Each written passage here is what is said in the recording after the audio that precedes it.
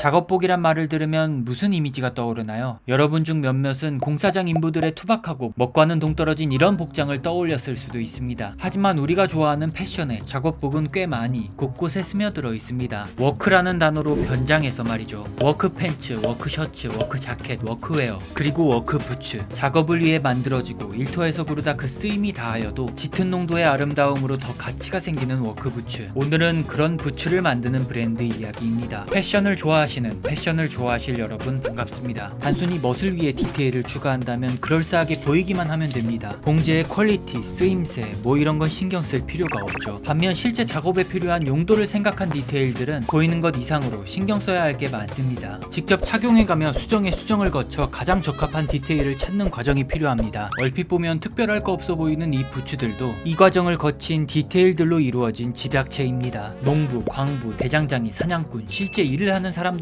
위해 만들어진 신발, 그게 바로 레드윙의 부츠입니다. 왜 불편하고 투박한 두꺼운 가죽만을 고집했는지, 신발의 밑창은 왜 이런 방식으로 제작되었는지, 이런 디테일은 무엇을 위한 것인지 레드윙의 브랜드 스토리와 함께 재밌게 풀어보겠습니다. 레드윙의 탄생, 붉은 날개라는 브랜드 이름, 그리고 실용적인 워크 부츠를 만들게 된 것, 이 두 가지 모두 브랜드의 출생지와 관련이 있습니다. 바로 레드윙이라 불리는 미국 미네소타주의 작은 마을에서 시작되었기 때문이죠. 레드윙이 시작된 1905년, 미네소타는 활발하고 분주한 산업의 중심지였습니다.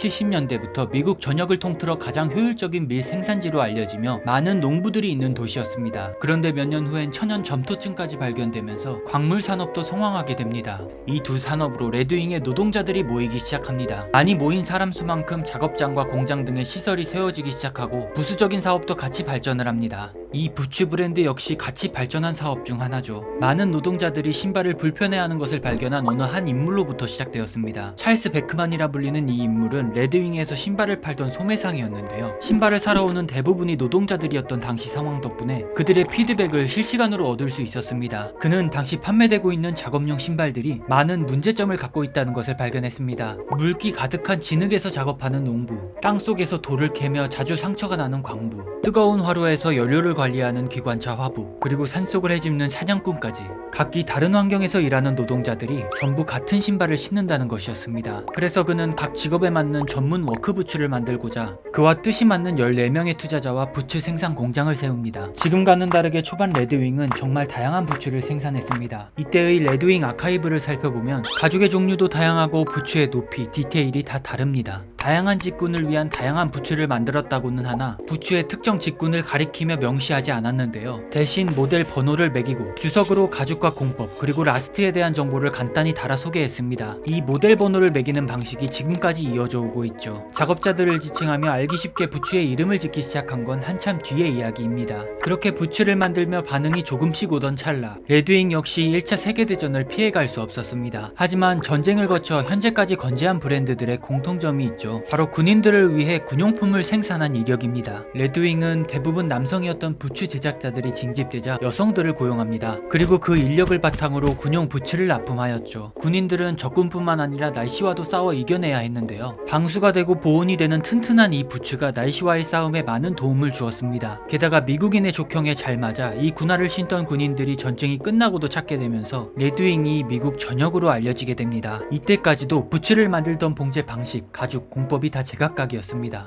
하지만 이 이후부터 모든 부츠에 공통적인 특징이 보이기 시작하죠. 첫 번째, 퓨리탄 봉제. 전쟁이 터지기 훨씬 이전부터 레드윙은 두꺼운 가죽을 단단하게 봉제할 수 있는 기술력이 있었습니다. 손이 아니라 퓨리탄 소잉 머신이라고 하는 봉제 기계를 사용해서 말이죠. 처음에는 바늘 2개로 스티치가 2줄이었으나 나중에 바늘 하나가 추가되어 3중 스티치로 박을 수 있게 됩니다. 게다가 이 기계는 실의 왁스를 머금게 하여 봉제를 진행하기 때문에 스티치 사이로 물이 스며들지 않죠. 당시 두꺼운 가죽은 손으로 바느질해야 했던 다른 제작사들과는 다르게 3중으로 일정하게 박힌 깔끔한 스티치와 방수 능력은 한때 레드윙 부츠의 상징이었습니다. 두 번째, 구디어 웰트. 부츠의 밑창과 어퍼를 연결하는 방식은 여러 가지가 있습니다. 초기 레드윙도 맥케이 방식으로 밑창을 연결한 것을 확인할 수 있는데요. 이 방식은 어퍼와 인솔, 아웃솔을 한 번에 꿰매는 방식입니다. 그런데 두꺼운 가죽으로 튼튼하게 박음질한 어퍼는 멀쩡한 상태임에도 밑창이 다 닳아 더 이상 못 신는 부츠들이 발견됩니다. 레드윙은 이것을 해결하기 위해 밑창 교환이 가능한 이 제법으로 통일합니다. 구디어 웰트라고 하는 이 제법은 가죽 스트림의 어퍼와 아웃솔을 구분지어 엮습니다. 그래서 솔이 마모되어도 이 부분의 스티치만 교체하면 되기 때문에 어퍼의 형태를 유지한 채 교환이 가능합니다. 과거에는 절약하고 아껴 쓰기 위해 밑창을 교환했다면 지금은 자신의 발에 맞게 길들여진 어퍼가 소중해서 교환을 합니다. 세 번째, 가죽. 레드윙은 오롯이 천연 가죽만을 사용하여 신발을 만듭니다. 그 중에서도 현재는 풀그레인 수소 가죽만을 사용하는데요. 사람의 피부도 외부에 노출된 표피와 속에 있는 진피가 나뉘듯이 가죽도 두께에 따라 층이 나뉩니다.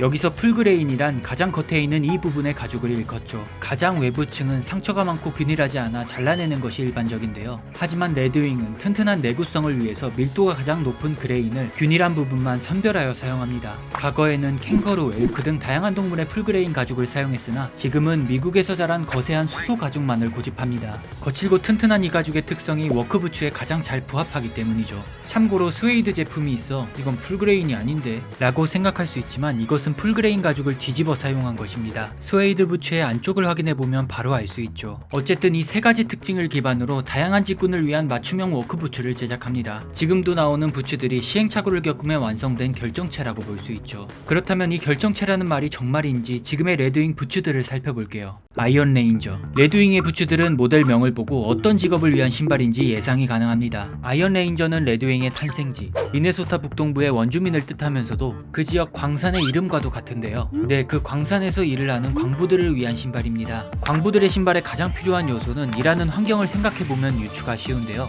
먼저 낙석에도 발끝을 보호할 수 있도록 앞코에 가죽을 덧댔습니다.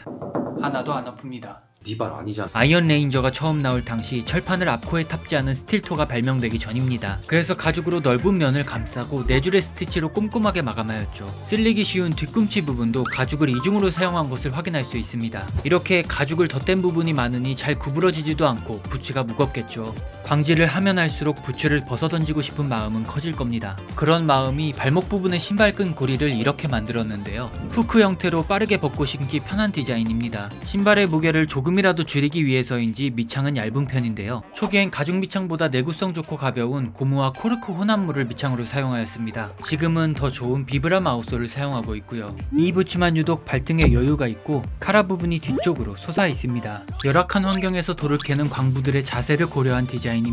많은 종류의 가죽으로 만들어지지만 그중 8111 모델이 1920년에 출시된 오리지널 아이언 레인저입니다. 가죽 공정을 최소화하여 소가죽 본연의 느낌을 가장 잘 느낄 수 있는 모델입니다. 포스트맨. 포스트맨은 우체부뿐만 아니라 경찰관, 소방관 등 미국에서 유니폼을 입고 근무하는 공무원들을 위한 드레스 슈즈입니다. 그 중에서도 포스트맨이란 이름을 가지게 된 것은 이유가 있는데요. 매일 무거운 가방을 짊어지고 편지를 배달하는 집배원의 발 피로를 고려해 만들어졌기 때문입니다. 발의 피로도에 가장 많이 영향을 주는 곳이 바로 밑창이죠. 많이 걸어도 관절에 무리가 안 가도록 푹신한 크레페 아웃솔이 사용되었습니다. 크레페 아웃솔이란 고무의 일종인데요. 쉽게 설명하면 나무에서 추출하여 정제한 반고체 고무입니다. 포스트맨이 처음 출시되는 1954년에는 여타 다른 밑창보다 편안하고 푹신했다고 합니다. 어퍼에는 유니폼에 어울리도록 광택이 있고 오염에 강한 차페럴 가죽을 사용했습니다. 차페럴 가죽 역시 미국산 수소의 풀그레인 가죽인데요. 그런데 다른 부츠에 비해 덜 투박하고 고급스러워 보이죠. 수소의 가죽 중 상태가 좋은 최고급 부위만 엄선하여 표면에 광택이 나도록 코팅을 한 것입니다. 이 코팅으로 인해 오염에도 강하죠. 이것 말고도 포스트맨에서만 보이는 특별한 점이 있는데요. 바로 가죽 안감을 덧댄 것입니다. 많이 걸어 발에 땀이 차는 배달부들을 위해 부드럽고 수분을 잘 흡수하는 가죽 안감과 아치 쪽에는 패드까지 추가해 착용감을 높였습니다. 이렇게 세심하게 신경 쓴 디테일 덕분에 미국의 공식 우체국 신발로 지정됩니다. 가피 부분의 이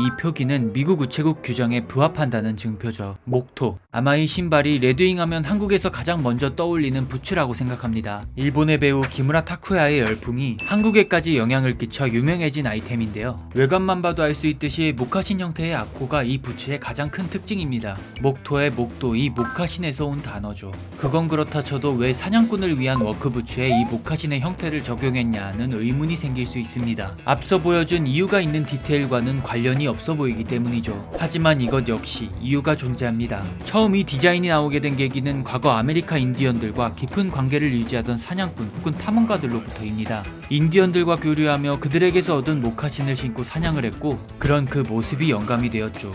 게다가 모카신의 톱박스가 기존 부츠의 톱박스보다 여유로워서 하루 종일 신고 사냥을 해도 발가락의 피로도가 덜했다고 합니다. 1924년에 처음 만들어져 지속적으로 개선되어 1952년 우리가 알고 있는 지금의 목토가 완성되었습니다. 완성형 목토의 가장 개선된 특징은 역시 밑창입니다. 트랙션 트레드 솔이라고 불리는 이 오프화이트색 밑창은 야외의 습하고 추운 환경에 적합한 특징을 가졌는데요. 블로운 크레페라는 이 소재는 열을 잘 전달하지 못해 단열 효과가 좋습니다. 또한 진흙이 잘 달라붙지 않는 표면을 가졌고 물기가 있는 바닥에도 미끄러지지 않아 사냥꾼뿐만 아니라 많은 분야의 사람들이 찾게 됩니다. 목토의 가장 대표적인 가죽은 주황빛이 살짝 도는 오로 레거시입니다. 가죽에 유분을 많이 먹인 염색된 가죽인데요. 가장 인기가 많고 잘 알려진 가죽 모델이지만 목토만큼은 레드윙을 대표하는 신발이기에 정말 다양한 가죽의 목토가 존재합니다. 올해만 하더라도 전에 없었던 새로운 가죽 목토가 출시되었죠. 특히 1960년대 캥거루 가죽 모델을 재해석한 이 모델이 저는 유독 눈에 들어오네요. 이 외에도 발목에 패드를 추가한 모델, 부츠의 커터 부분만 다른 가죽을 사용한 모델 등 다양한 목토가 있으니 사이트에서 한번 확인해 보시기 바랍니다.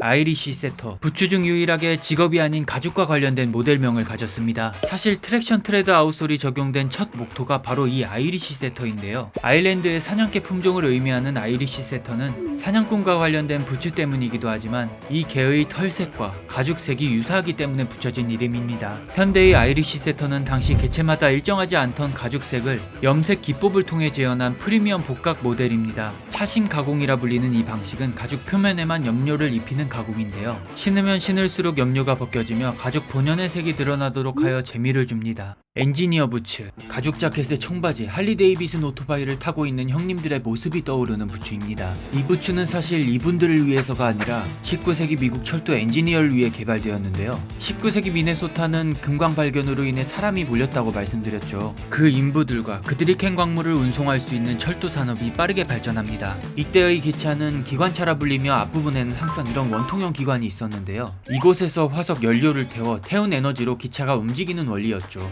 그래서 연료가 잘 타는지 관리하는 화부가 항상 자리했습니다. 엔지니어 부츠는 이분들을 위한 신발입니다. 먼저 높은 온도에서 타거나 손상되기 쉬운 스티치를 최소화했습니다. 특히 화로에서 가장 가까운 앞부분을 피해 봉제가 뒤에 몰려 있습니다. 거기에 이 벨트 디테일도 만약에 봉제실이 타더라도 신발이 풀리지 않도록 한 안전장치죠. 정강이까지 올라오는 열기를 막기 위해 11인치까지 올라오는 높은 형태는 오토바이 엔진 열기도 잘 막아주기에 바이커들의 사랑을 받게 된 것입니다. 이 형님들도 단순히 멋을 위해 이 부츠를 선택한 것만은 아닌 거죠. 블랙스미스, 대장장이를 의미하는 모델명인데요. 이 부츠 또한 대장장이를 위해 디테일이 추가됐겠거니 싶지만 이것만큼은 예외입니다. 이전에 보았던 아이언 레인저에서 아쿠아 뒤꿈치에 덧댄 가죽을 제거한 형태입니다. 그만큼 안정성은 떨어지지만 가볍고 움직임이 더 자유로워져 험한 환경에서 작업하지 않는 나머지 노동자들이 찾는 부츠였는데요. 도시에서 일을 하며 일을 끝마친 뒤에도 일상생활이 가능한 대장장이들에게 가장 인기를 얻게 되어 이 이름이 붙여졌다고 합니다. 이외에도 전봇대를 타고 높이 올라가 전기줄을 관리하는 전송공을 위해 암산을 오르는 사람들의 신발처럼 발끝까지 끈으로 조일 수 있는 라인맨, 전기톱을 이용해 나무를 베는 벌목꾼들을 위해 톱날로부터 발을 보호하는 스틸토와 진흙과 경사진 땅에서도 안정적으로 자세를 유지할 수 있도록 높게 올라온 힐을 가진 로거 부츠, 지금은 단종되었다 하더라도 근무 환경을 고려한 맞춤형 부츠를 꾸준히 선보여왔습니다. 과거 레드윙을 착용하고 일을 했던 노동자들에게 이 신발은 멋이 아닌 생존이었습니다. 하지만 이제는 이런 직업군이 줄어들었을 뿐만 아니라 더 저렴하고 가벼운 안전하라는 신발이 이 비싸고 불편한 가죽 부츠를 대체하고 있죠. 그렇다면 실용성만 추구하던 레드윙은 망한 걸까요? 아니요, 생존이 담긴 디테일과 튼튼함이 세월을 견뎌 멋으로 변했습니다. 우리는 이것을 에이징이라고 부릅니다. 뭐 거창한 설명보다 직접 새 부츠와 비교해보는 편이 빠를 것 같네요.